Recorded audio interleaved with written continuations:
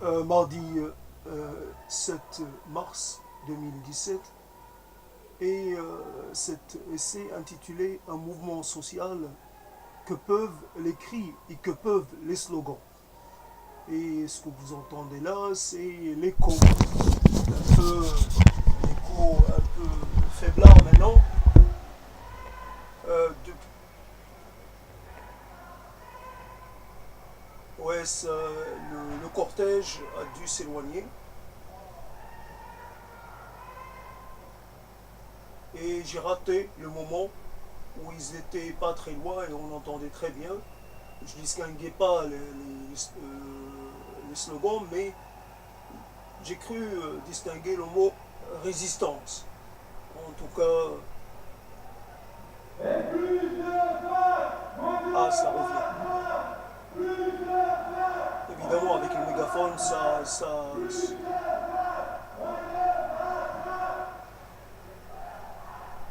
ça me ramène en arrière et ce mouvement qui a traversé Saint-Cyprien, le Pont-Neuf, la rue de la République et qui était celui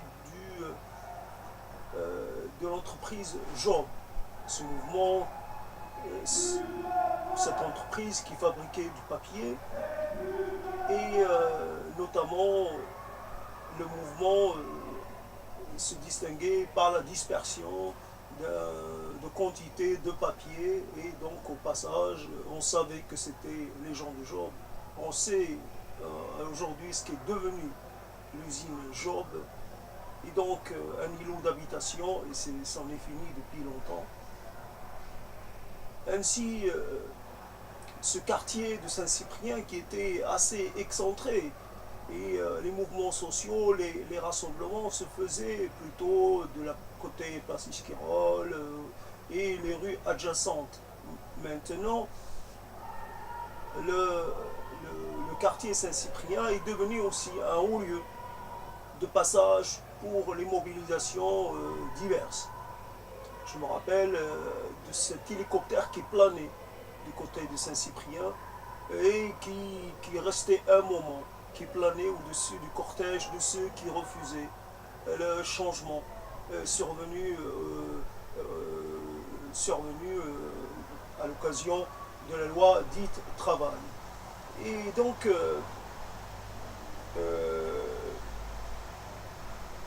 ça nous ramène aussi à ce cortège qui a traversé, encore une fois, le Pont-Neuf, le cortège de la mobilisation contre la réforme des retraites de Juppé, je pense en 95, ce cortège qui était tellement impressionnant que les gens qui étaient au niveau du Pont Neuf et commençaient à bouger et que ceux qui étaient au départ de la manif, qui étaient soit peut-être départ à la manif, en tout cas du côté des ponts des Catalans, n'avaient pas encore commencé à marcher. Donc le cortège était d'une longueur, et je veux dire, jamais vu, peut-être à Toulouse, peut-être au moment de la Libération, peut-être 68. En tout cas, ça a dépassé les mobilisations sociales précédentes, ça a dépassé le mouvement étudiant de 86. C'était un cortège et et voilà, donc c'était un cortège impressionnant. Juppé a dû renoncer à sa réforme, du temps est passé, nous savons que le rejet de la réforme de Vaquet a été acté, mais cette réforme n'a été en fait que repoussée et l'autonomie de l'université est devenue un fait. Et cette autonomie ne cesse de se préciser. Et et à quoi finalement ça nous ramène, et on sait ce qui est devenu des retraites, les diverses réformes, la loi Fillon, etc. Finalement la réforme est passée, l'augmentation de l'âge de départ à la retraite a été entérinée. Il reste peut-être qu'on retarde les choses, mais qu'on ne les arrête pas. Il reste peut-être pour ceux qui participent à ces mobilisations, il reste le souvenir d'avoir un moment fait œuvre commune, d'avoir participé participer à quelque chose. À un moment, les individus se retrouvent un peu rassemblés autour d'un même objectif, ne convoquons pas trop facilement ici même l'expression convergence des luttes. En tout cas, nous avons des journées d'action.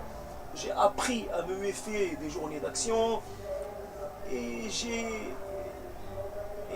on ne voit pas les journées d'action, ça veut dire qu'il y a un mouvement localisé dans le temps et qu'il ne s'agit pas d'un mouvement et que souvent ça concerne un secteur d'activité ou une entreprise en particulier. Il n'y a pas justement ces convergences, il n'y a pas non plus d'appel à une grève générale. Il y a ces choses dispersées, je ne sais pas s'il y a eu convergence des luttes au moment de la lutte de ceux de Job pour le maintien de leur emploi, pour la préservation de leur emploi. En tout cas, voilà. Donc, pour signaler qu'il y a un déplacement géographique maintenant en ce qui concerne les mouvements sociaux sur Saint-Cyprien. Je me rappelle aussi les charges des policiers, je ne sais plus, peut-être au moment de la mobilisation contre ce qui a été fait à Rémy-Fraisse, peut-être à ce niveau-là, et que là, il y a eu réellement quelque chose qui était assez costaud.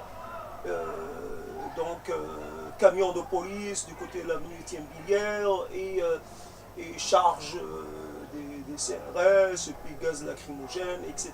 Le Saint-Cyprien devient un champ de bataille social et peut-être culturel aussi.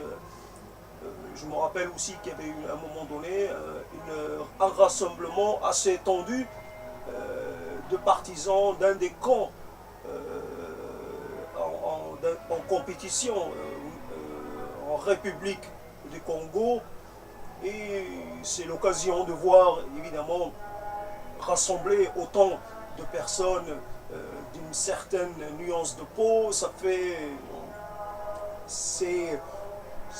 bizarre de voir un rassemblement. Peut-être que Paris a l'habitude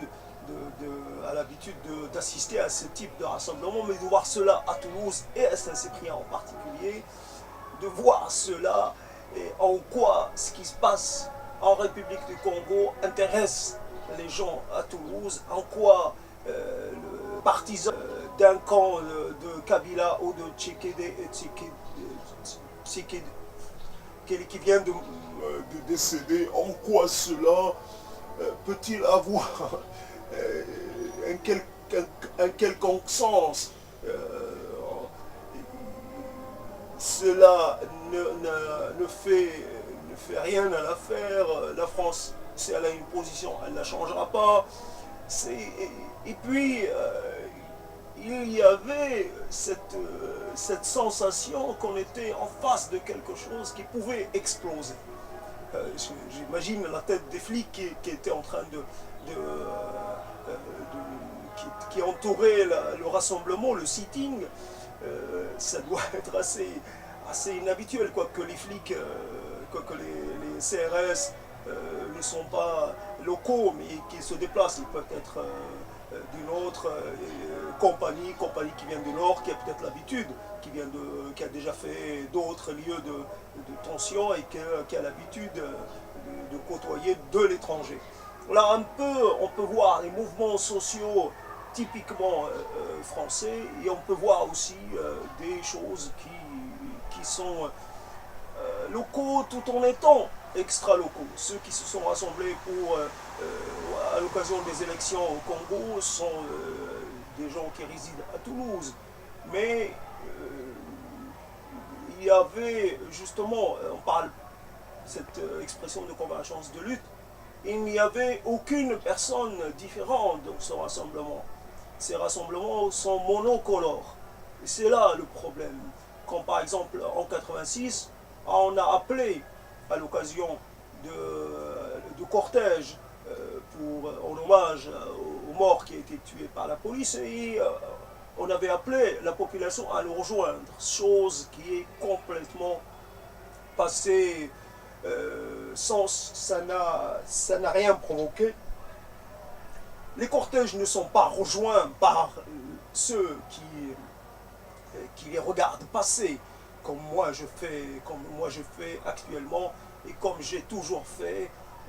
Je les entends de loin. Des fois, je regarde par la fenêtre, des fois, je ne regarde pas. Il y a un problème de généralisation, d'extension des mobilisations. Ça fait, d'un côté, quand on a face à soi un collectif qui est lié, relié à une fonction ou à une catégorie de travailleurs particuliers, on a du mal. On ne peut pas rejoindre les hospitaliers, on n'en fait pas partie.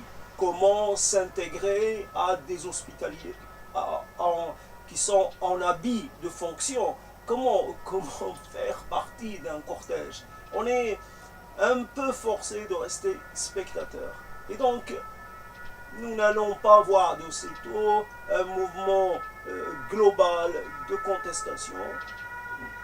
Contestation, rappelons-le,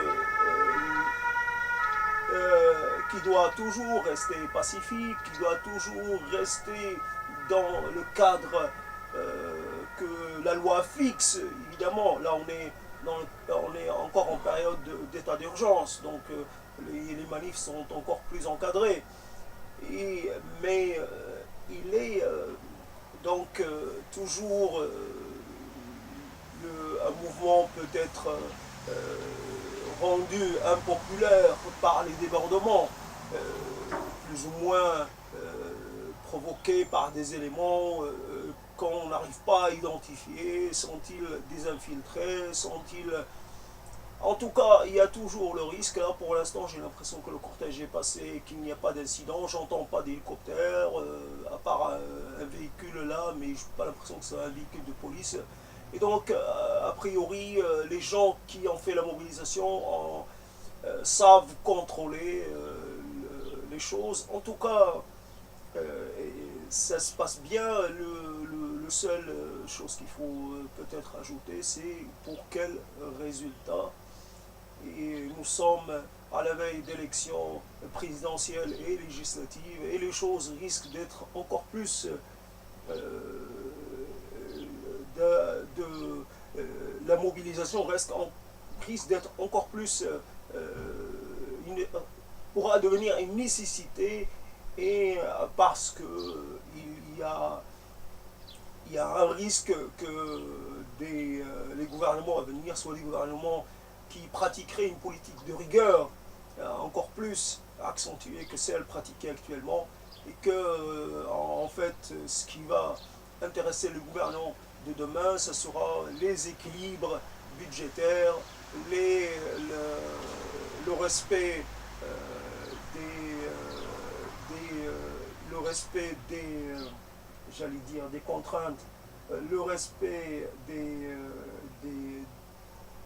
ce qui est dicté par la Commission européenne, et pour ce qui est de déficit qui ne doit pas dépasser les 3%, et des choses comme ça, il risque d'y avoir des mobilisations, et ces mobilisations vont sûrement passer par Saint-Cyprien, parce que c'est devenu un des lieux peut-être de dispersion de la manif, peut-être aussi. Là, j'ai l'impression que peut-être les gens se sont dispersés au niveau de la place